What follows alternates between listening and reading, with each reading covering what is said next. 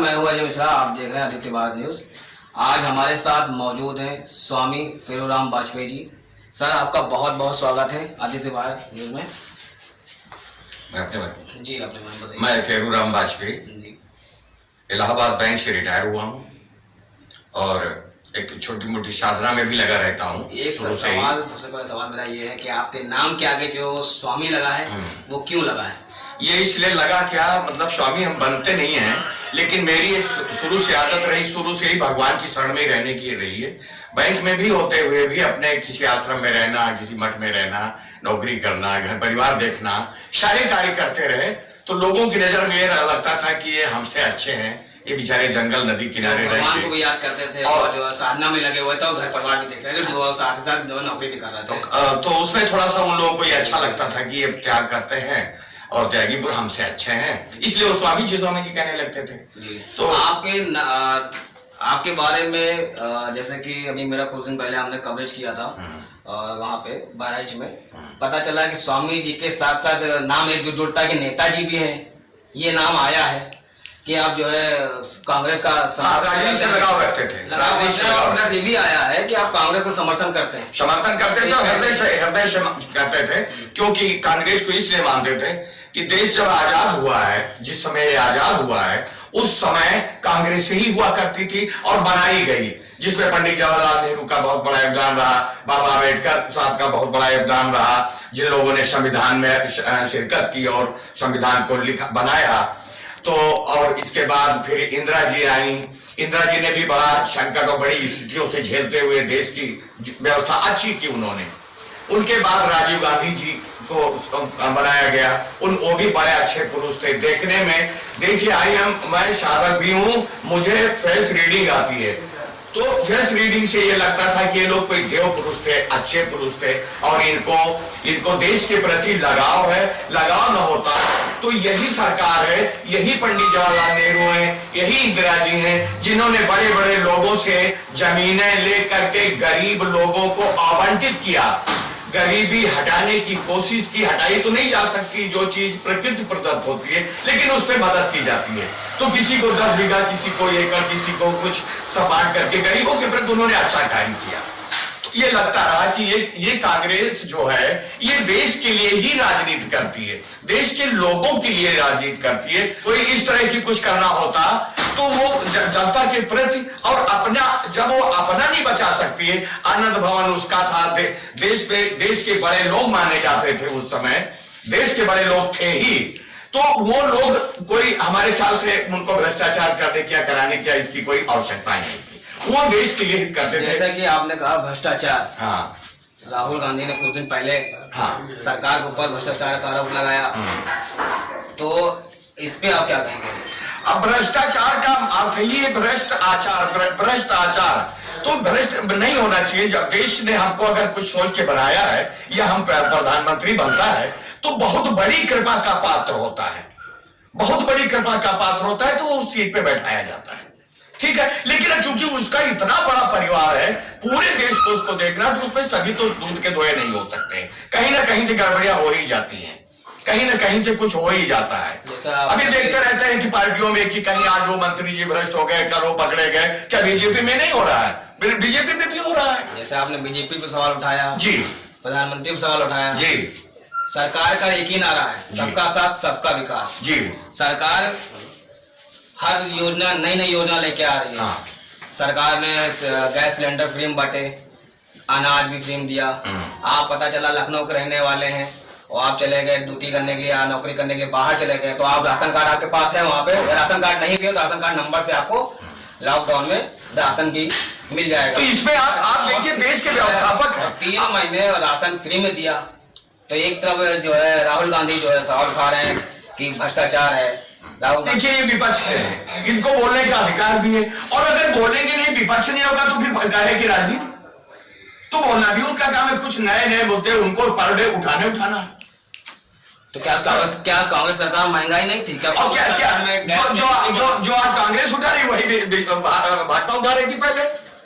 तो जब जो पीछे होगा वो उठाएगा, जो विपक्ष में होगा उठाएगा, उसका कर्तव्य ही यही है। एक सवाल मेरा और भी है कि जैसे आपने कहा कि विपक्ष में है, सवाल उठाना मेरा काम है।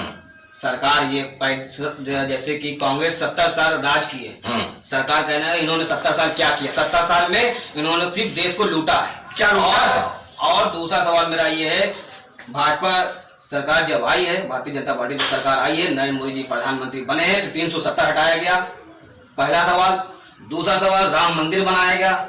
तीसरा सवाल, जो बजट आया है, इस पे आप क्या कहना चाहेंगे? समय के अनुसार स्थितियां परिस्थितियां बदलती रहती हैं। राम मंदिर का जब समय आया तो राम मंदिर बनने लगा, तो आप बैठे थे, आपको बनवाना है, क्योंकि समय पे आप हैं सीट पे, तो ये कार्य आपको करना है। जब राजीव गांधी जी अपने सीट पे थे तो राजीव गांधी जी ने ताला खोला था, उनका वो समय आया था कि ताला खोल दो, आगे देखा जाएगा। जब स्थितियां सुधारा कि जिस समय संविधान बना होगा उस समय की स्थितियां उस तरह की रही होंगी, तो उस तरह हो गया होगा, भाई करना पड़ता है लोगों को। जब परिस्थिति नहीं बन पाती है और देश की स्थितियां वो थी, जब जिस समय 370 बना होगा धारा, उस समय देश की वो परिस्थितियां रही होंगी। क्या सारे लोग बुरे नहीं होते हैं? मैं ये नहीं कहूंगा, क्योंकि समय अनुसार उसको बदलना होता है। जैसे तब का संविधान ऐसा रहा होगा, अब तब का संविधान देश का नौजवान, देश का किसान सब कुछ था। आज का संविधान ये स्थिति समय आ गया कि अब किसान के प्रति युद्ध चल रहा है, किसान आंदोलन कर रहा है कि गरीब के साथ पहले दिया गया वो अलग कर दिया जा रहा है, हर चीज को प्राइवेट कर दिया जा रहा है। तो अगर सब प्राइवेट ही हो जाएगा तो आज भारत का जो बच्चा पढ़ लिख करके जाएगा वो कहाँ जाएगा, क्या कौन सा काम करेगा? जब हम प्राइवेट कर देंगे, बड़े लोगों को ही सब कुछ दे देंगे, तो अपने हिसाब से करेंगे। जैसे बैंक को आपने प्राइवेट कर दिया, बैंक को उठा के जो मर्ज कर दिया, क्या इलाहाबाद बैंक से अच्छी स्थिति की बैंक है वो? बैंक ऑफ इंडियन बैंक क्या इलाहाबाद बैंक से अच्छी बैंक है? नहीं, आपने उठा करके उसमें मर्ज कर दिया, जो बहुत खराब था देश, मतलब बहुत अच्छा नहीं लगा उनको प्राइवेट कर मर्ज करके। तो कई चीजें आपने ऐसी, आप रेलवे प्राइवेट कर दे रहे हैं, आपने एयरपोर्ट अलग कर दिया, वो भी प्राइवेट कर दिया। सारा कुछ प्राइवेट ही जब हो जाए, बिजली विभाग प्राइवेट होता जा रहा है, सब कुछ तो प्राइवेट होता जा रहा है, तो फिर और कई ऐसी संस्थाएं भी खत्म हो रही हैं। तो ये सब चीजें तो नहीं करना चाहिए ना। किसान का मुद्दा है, आपको पता ही है, बिल्कुल क्या चल रहा है। हाँ, सिंधु बॉर्डर पे क्या क्यों नहीं सुना जा रहा? अब वो किसान, ये सरकार एक तरफ ये भी कह रही है कि किसानों का हक दिया जा रहा है, किसान को पूरी आजादी दी गई कि वो अपना अनाज कहीं भी जाके बेचे, तो इस पे आप क्या कहेंगे? कहाँ ये दिया जा रहा है? जब मंडी खत्म कर दी जा रही हैं तो कहाँ बेच लेगा? मंडी, जब मंडियां खत्म हो रही हैं, जैसे पहले दिया था कि किसान अपना अनाज एक जगह बेचता था, वो रेट फिक्स था कि इस रेट में बेचना है, आपको बेचना है। अब ये कर दिया कि किसान अपना मन का मालिक है, जहाँ पाए वहाँ अपना वो बेचे जाके। हाँ, ठीक है। प्लस उसको जो जैसे आपने बताया मंडी खत्म होगी, मंडी खत्म नहीं, सरकार तो उसका उसके अनाज का सही रेट दिया जा रहा है। तो इस पे कांग्रेस का क्या कहना है, तो आपका क्या कहना है? मेरा ये कहना है, जब कहाँ फ्री हो रहा है, जब फ्री होता है तो उसका रेट बढ़ता घटता रहता है। आज 500 रुपए में गेहूं है, फ्री होने वाले नहीं कह रहा, मैंने कहा उसके अनाज का सही रेट दिया जा रहा है। नहीं सही दिया, ये बोले उनके जो अनाज है वो अपना सही रेट दिया जा रहा है, वो अपना मन के मालिक है, कहीं भी जाके वो बेचे। हाँ जी। तो काहे बवाल चल रहा है? जब उनको पूरा छूट दिया जा रहा है तो काहे उठी? तो सामने जब एक सवाल बार बार आता है कि राहुल गांधी, प्रियंका गांधी से एक ही चीज बोला जाता है, और जो है प्रदेश अध्यक्ष ये बोला जाता है 70 साल कांग्रेस ने क्या किया। आप 70 साल का काम बताइए कि 70 साल क्या किया? 70 साल में बहुत कुछ किया है। 70 साल में देश के सारा परिवर्तन, सारा ये गरीबी की स्थिति, नहरों की स्थिति, पानी की व्यवस्थाएं, सिंचाई की व्यवस्थाएं, गरीब को उनको ये नरेगा और ये मजदूरों की व्यवस्था, ये सब तो दी हुई कांग्रेस की ही है। स्वामी जी, सारा कुछ दिया हुआ कांग्रेस का ही तो है। स्वामी जी, आपका कीमती समय देने के लिए आपका बहुत बहुत धन्यवाद। जैसा कि देख सकते हैं स्वामी जी से बात हुई है, स्वामी जी लगातार ये कह रहे हैं कि कांग्रेस ने बहुत सारे काम किए हैं, इन्होंने काम भी गिनाए। भाजपा सरकार कह रही है 70 साल राज किए हैं, तो ऐसे चुनावी माहौल में ये सब मुद्देबाजी चला करती हैं। आइए जी, मेरा नाम सौरभ शर्मा है। कहाँ का रहने वाले हैं? मैं मेरठ का रहने वाला हूँ, उत्तर प्रदेश। जी सर, जो गुरुजी ने अभी जो बात कही है, इस पे आप कुछ कहना चाहेंगे? इस पे मैं कहना चाहूँगा, देखो बहुत सी चीज़ें कांग्रेस ने अच्छी भी की हैं और बहुत सी चीजें गलत भी की है। बीजेपी ने भी सारी चीजें अच्छी नहीं की हैं, उसने बहुत कुछ गलत किया है। नहीं, बीजेपी सरकार ने क्या गलत किया और क्या अच्छा किया, जरा इस पे थोड़ा गलत ये क्या है कि पेट्रोल का रेट आप देख रहे हैं कहाँ के कहाँ पहुंच रहा जी। है, आम आदमी पर कितना बोझ पड़ रहा है।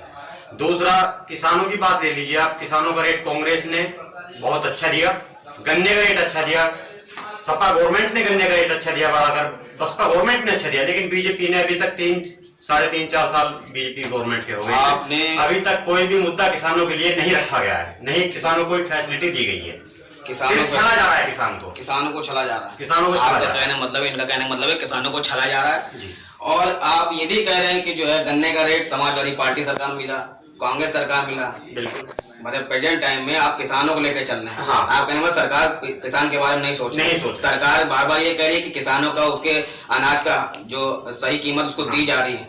आपने ये बिल्कुल। लागत के जो जितनी लागत है उसको सही कीमत दी जा रही है। बिल्कुल नहीं दी जा रही है। तो आप कह रहे हैं पेट्रोल डीजल, क्या पेट्रोल डीजल केंद्र सही बढ़ता है घटता है तो आपको पता ही होगा। बिल्कुल बिल्कुल। जब केंद्र में कांग्रेस सरकार थी तो क्या तेल के रेट और क्या नाम है गैस का रेट घटता बढ़ता नहीं था? घटता बढ़ता था, लेकिन एक सीमा होती थी। कांग्रेस सरकार में तो 1100 की गैस पहुंच गई थी। उसमें गरीबों को फ्री सिलेंडर दिया गया, सब्सिडी दी जा रही थी, सब्सिडी भी खत्म कर दी गई है और गरीबों के मुंह पे जो ताला लगा एकदम से गैस का भरमार एकदम चपेट में आ गया किसान।